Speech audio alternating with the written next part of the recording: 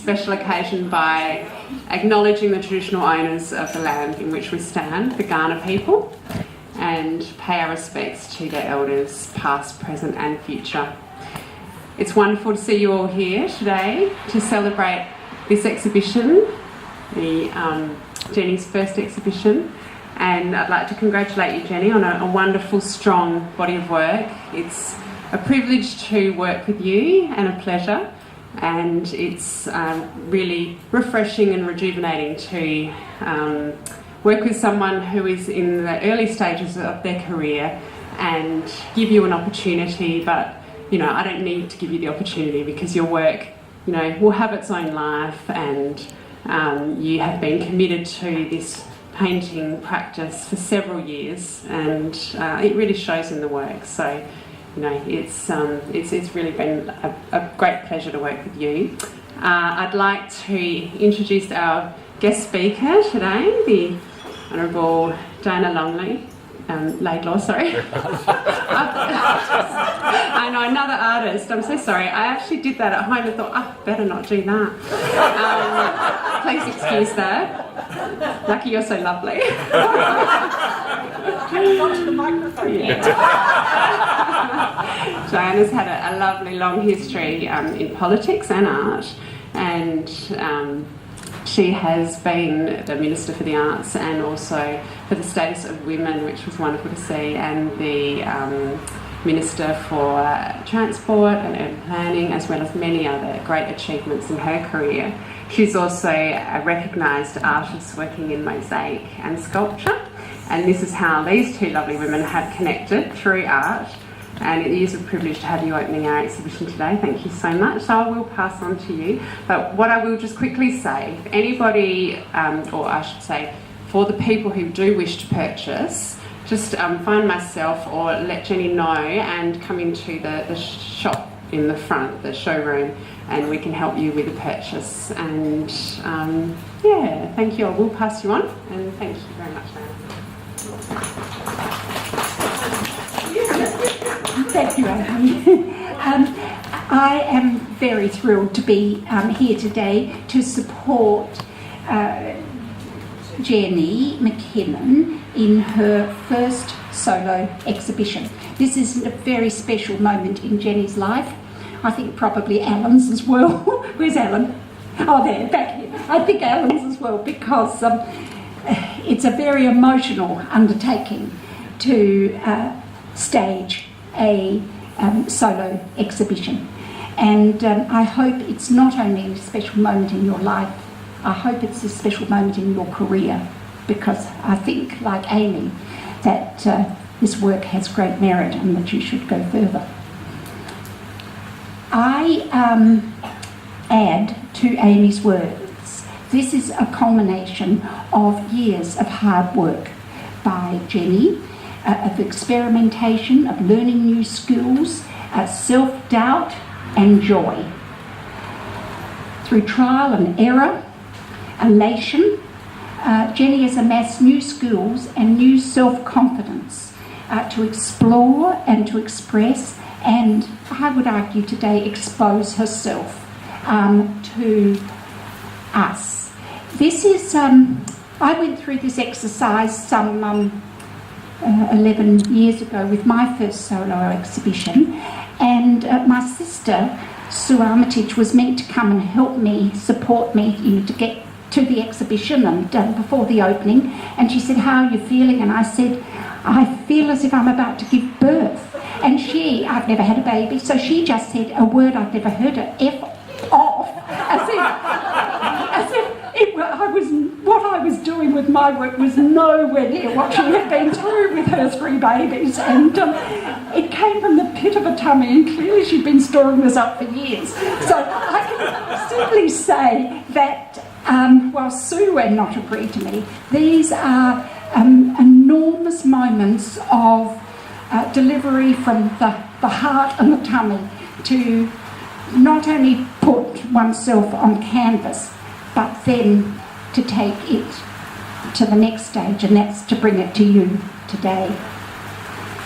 I find it interesting that Jenny has entitled this exhibition permission to dream.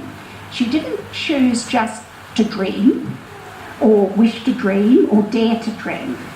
I'm not going to speculate why she used the word permission to dream, but I think it's particularly interesting.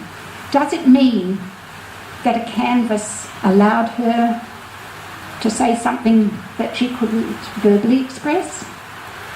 I think we should ask her, but I don't want to speculate too much, because it is an interesting term. I mean,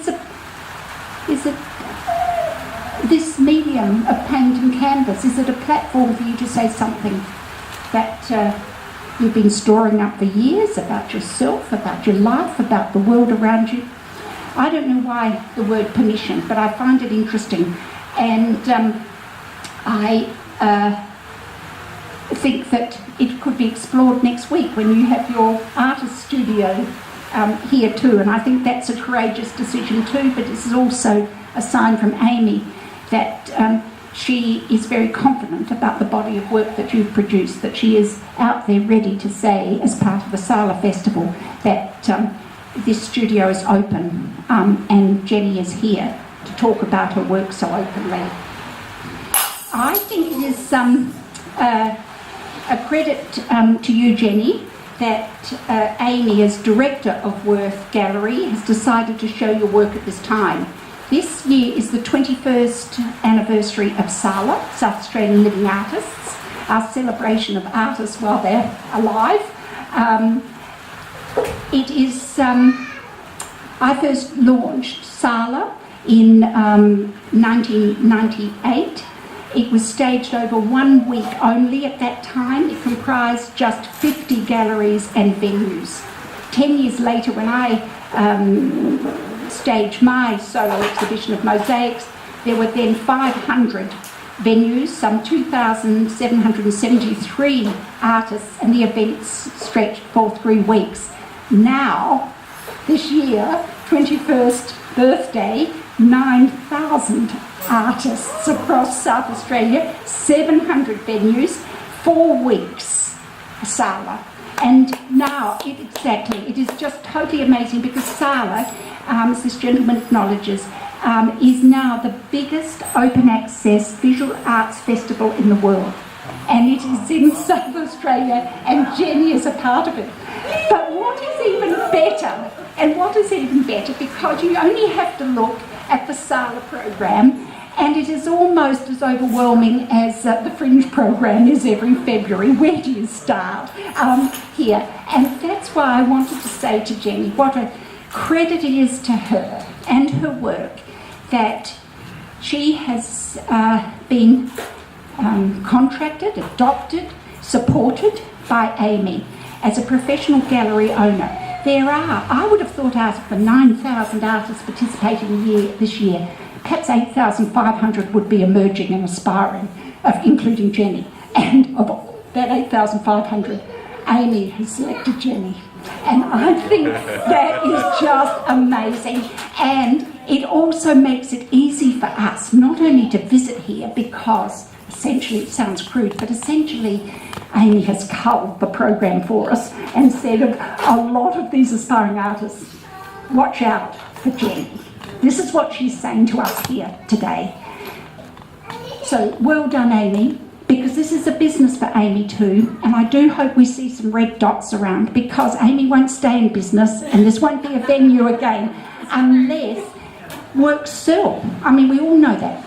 I suspect everybody in this room has been through some sort of business operation.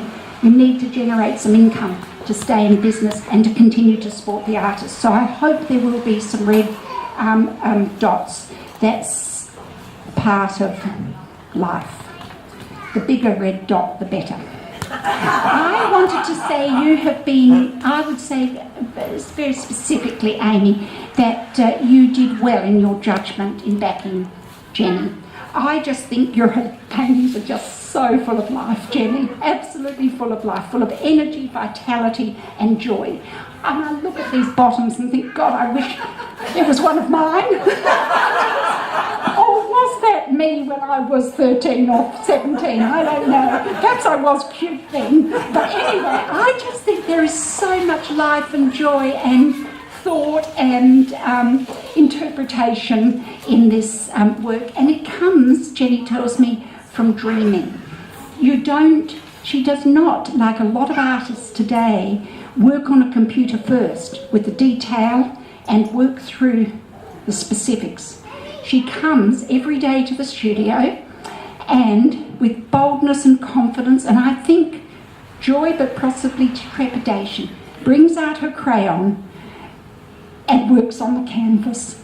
She then, from that bold outline, comes to fill in the spaces with acrylic paint and chalk, and goes over the detail or performs as another silhouette line to give depth to the work with chalk. I just think it's a wonderful technique. I love the spaces you're creating with the negative and the positive spaces. You do it with such confidence. I don't think you're emerging, I think you're there, Jenny. I just think it's fantastic. Anyway, I know that, and it's a pleasure that I say that, Jenny, because I haven't always been honest in every exhibition I've had to open over the years, but I am definitely honest today. And Jenny was told years ago when she was at school by her art teacher that you would never paint, you would never be a painter, that you were hopeless. Well, with tenacity and with the wisdom of some age behind her, perhaps with confidence from Alan too and support, I think you have shown us that you're a painter. I know that you have been helped along the way by Jill Dingley. I don't know if she's here today. Where's Jill?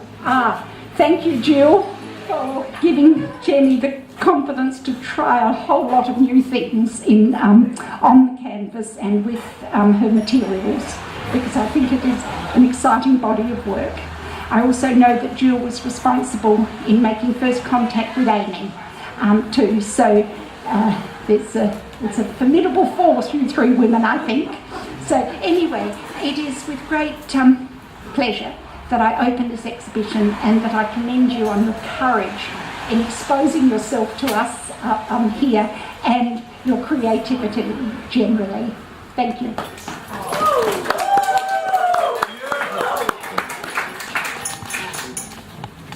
Thank you, that was beautifully said.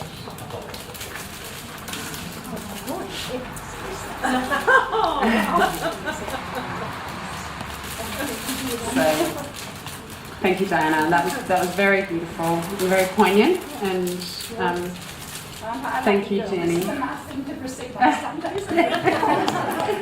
Please have another drink and enjoy the art. Make sure that you move around and let people see it. And thank you for coming. And also, it would be wonderful to get you on our mailing list. And it was a great spiel. Thank you for the talking about sales. And we want you to be here next year. Yeah.